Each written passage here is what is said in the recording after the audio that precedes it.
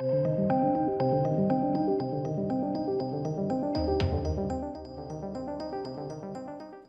welcome to the channel, ladies and gentlemen. It's no surprise, it's obviously no mind-blowing revelation that I'm really looking forward to The Batman. I'm unabashedly looking forward to it. I think it's going to be a stellar film. And part of this film and its sort of marketing release and things like that, there is a tie-in novel. There is a book coming out about it. And you read from the headline, it seemingly reveals a very tragic backstory to Paul Dano's Riddler. Now, I wouldn't say any of this is massively spoilerish, but if you want to avoid any spoilers at all, click off the video. But let's dive into this, ladies and gents. If you're new here as well, you want to enjoy some hype and things like that, some movie news, reviews, hit subscribe, give the video a like, and do share. It really helps out. Follow me as well, side note, over on Twitter and Instagram at Missed Reviews. The links to them are in the description box. But let's take a look at this today. So, the Batman reveals a tragic backstory of Paul Dano's The Riddler, who, FYI, inspired casting. Really, really good casting. I think heavily evidenced in the line delivery and all of the trailers. Unbelievable stuff. Really, really exciting. But anyway, let's take a look, right? So the DC Extended Universe will make its long-awaited return to theatres in March 2022. Technically not true, DC Extended Universe. Is that the new thing that they're calling this? I don't know. But anyway, in March 2022, 4th, I think, if I remember right. I'm super amped for this. We're less than a month away now, where Matt Reeves is the Batman. So Rob Pattinson's new take on the Caped Crusader is set to employ a Year 1 style story. Technically, I think it's Year 2, but okay.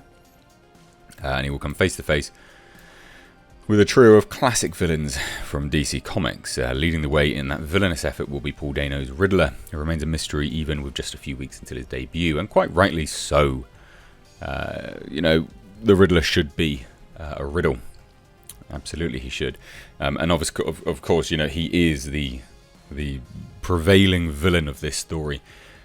The Penguin is in there with just incredible prosthetics. Colin Farrell, unbelievable stuff.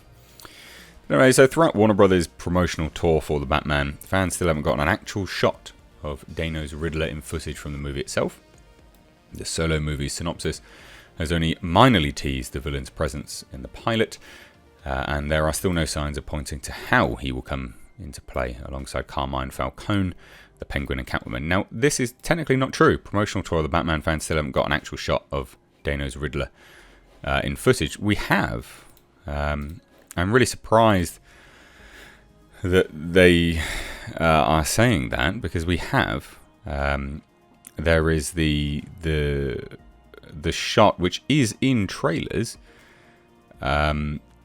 of him doing duct tape, masking tape to one of his victims. We've seen that. It's in the trailers. I don't quite understand why they're saying that we've not seen any shots, because we have. Now they're very blink and you'll miss it moments, but they're still there nonetheless. And also we had him standing over everyone on top of like a metal rigging, what looks to be like a sporting event as well. So that's two shots that spring to my mind. If there's any others, let me know down below, in the comment section. But anyway. So the best look fans have had at the Riddler is through various promotional posters featuring other heroes and villains. Again, not true, we covered that. Along with plenty of question marks coming in various imagery. Now, viewers may have the best insight yet into the Riddler thanks to a new tie-in novel that shares details about the Batman's heroes and villains. So the Riddler's origin story in the Batman. Let's get to it, shall we? In anticipation of March 2022 release of the Batman, Random House has published Before the Batman, an original movie novel, The Batman.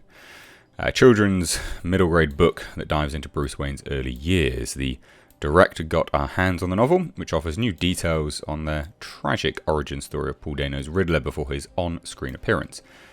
So first, going by the name of Edward Nashton, the book teases his beginnings alongside Batman in high school as he sang in the school choir. Interesting. Paints a very middle of the road normal individual, I guess, innocent. The story now picks up 7 years after the two graduated high school, and Nashton has given up his musical passion in favour of tackling more puzzle-based challenges. There you go. You know, the Riddler. So the story revealed that Nashton always carried a book of crosswords or other puzzles, bit cliche but cool, around the halls with him, and he would always work on them in his time alone. This led to some major bullying from other orphans, who would call him names such as Ed Weird, and the future villain winds up working a food delivery job that takes him all over town to stay busy. Walking in and out of the orphanage to work every day, he also sees an image of Thomas Wayne alongside his wife Martha and their son Bruce, leading Edward to grow immensely jealous of the future Cape Crusader. I think that's sad as a motivation, but fine. Also noted is how Nashton's fellow orphans would joke about how rich Bruce was, even giving the code name Bruce to anyone they felt was overly spoiled. Interesting. I mean, you know, Bruce Wayne was never an individual that... He's never been painted as someone that was, you know, sort of showed off the opulence of his wealth and things like that. So that's surprising, but never mind. Nashton put forth his best efforts to save enough money to take care of himself. For a career, he planned to study forensic accounting due to the fact that it sounded like solving puzzles. Through all of this, though, he couldn't stop thinking about that lucky rich kid Bruce Wayne as he pushed forward to make his own way. Again, that's kind of sad. Genuinely kind of sad. So Batman is no stranger to villains who have a deep personal connection with him. You know, you got Ra's al Ghul, Jim Carrey's Riddler, etc. Now the Batman is looking to take those ties even deeper, with Bruce Wayne and Edward Nashton having a life together seemingly long before they become a hero and villains. Considering how tough Dana's Riddler's life is, as he's introduced in the movie, the jealousy towards someone like Bruce Wayne seems like a natural plot point to tackle. It makes sense seeing how manipulative the villain is in torturing Batman psychologically throughout the plot, although more details about that battle likely won't be revealed until the film debuts. You know, they say it's unknown how much of the story from the time book will actually be shown in the movie, and although there's a chance that it will see some screen time. I mean, it seems to be that way. You know, you've got 3 hours of the movie. It's pretty clear the Riddler, Paul Dana's Riddler, does know who Bruce Wayne is, who the Batman is. I feel like it's a little bit cliche. It's not terrible, but it's a little bit cliche. Oh, I'm jealous of you, sort of thing. Okay, fine. I would have, you know, I like the fact that he is just, you know, Edward Nashton. He just is the Riddler. There was some thought that he would be Hush, and there's still the potential for that. I like the fact that the orphanage is not